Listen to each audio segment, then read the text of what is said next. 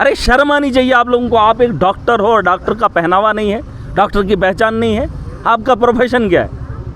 मैंने इनको बोला नोटिस बोर्ड लगाओ, कोई शर्म नहीं, कोई हया नहीं। एम्बुलेंस लेके जो है वो ड्राइवर चले जाता है, अपने घर बैठता है। प्राइवेट में कोई भी डिलीवरी के लिए नहीं जाएगा, चाहे वो नर्सिंग होम डोडा का हो या कोई भी हो। प्राइवेट इदारे में जब आपको कमी आएगी, यहाँ से अंदर से वीडियो बनाओ, लाइव हो जाओ। अब आप मेरा रवैया देखेंगे और मैं घसीट कर इसको हॉस्पिटल से बाहर निकालूंगा। जो डॉक्टर मैंने उस तर्ज का पाया, ये सुन लेना, आवाम मेरी है, ये कॉन्स्टिट्यूंसी मेरी है। अगर घसीट कर नहीं निकाला तो मेरा नाम बदल देना। और अगर आपको शक होना चाहिए, यहाँ पर लोग अपने घरों को छोड़कर आते हैं, अपनी अच्छी खूबसूरत सी जगह को, जहाँ रात गुजारने के लिए एक लाखों रुपया एक ज़िंदगी लगाता है इंसान, लेकिन जब वहाँ पर उसका इलाज नहीं होता तो वो उस हॉस्पिटल का रुख करता है।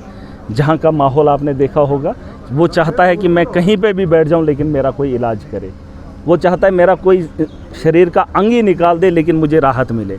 और यहाँ पर अगर इस किस्म का माहौल होता है, तकलीफ़ होती है। मैंने इनको 8 महीने पहले से बता रहा हूँ, अपना हुलिया बदलो, अपनी सोच बदलो, है ना। इन लोगों पे बहुत भरोसा है लेकिन इनको उससे टसे मस नहीं है। पता नहीं क्या लोग हैं ये, क्या खाते हैं, किसके लिए पैसा कमा रहे हैं। अरे इंसान के लोथड़े आप लोग बेचते हो, लोथड़ा, खून का लोथड़ा बेचते हैं, इंसान का शरीर बेचते हैं। अरे आपको खिदमत के लिए, ये खिदमत का सेंटर है यहाँ पर। और यहाँ से लोगों को अगर ये प्राइवेट इंडस्ट्रीज चलाएंगे या प्राइवेट लोगों को चलाएंगे, फिर ऐसे इदारों का क्या फ़ायदा। एक प्राइवेट आदमी ने हॉस्पिटल के अंदर सारी चीज़ें लाई हैं, लेकिन इतने करोड़ों और खरबों हॉस्पिटल में खर्चा करने के बाद वो इलाज यहाँ पर नहीं है।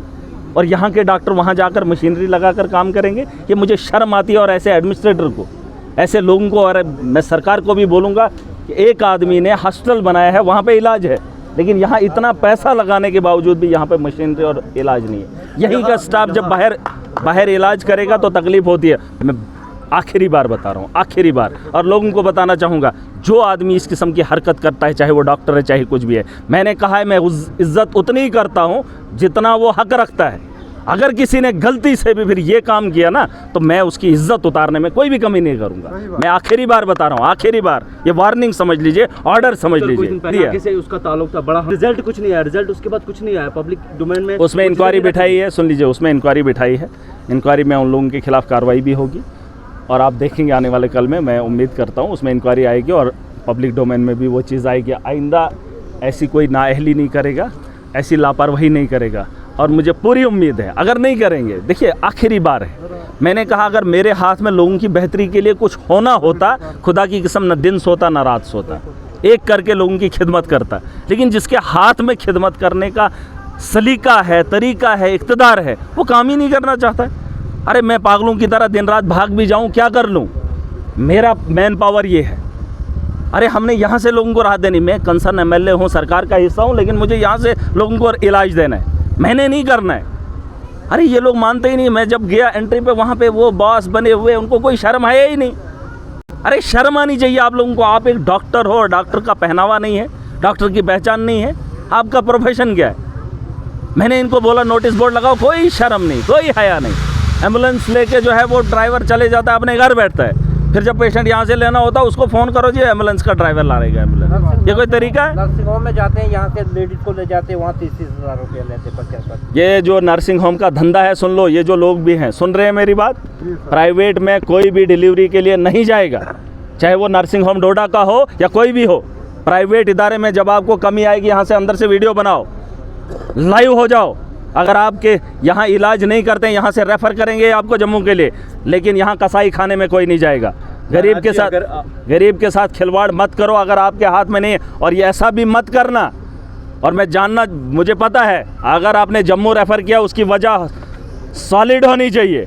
ये मत करना कि अपना काम ख़त्म, चलो जी इसको रेफ़र।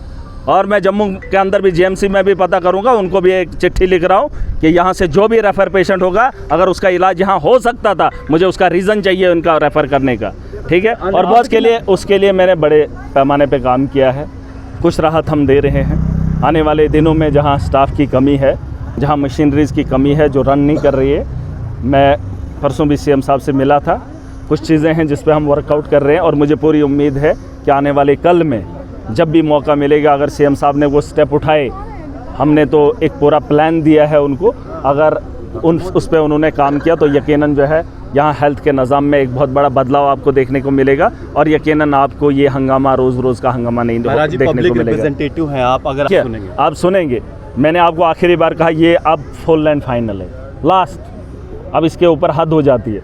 अब आप मेरा रवैया देखेंगे और मैं घसीट कर इसको हॉस्पिटल से बाहर निकालूंगा।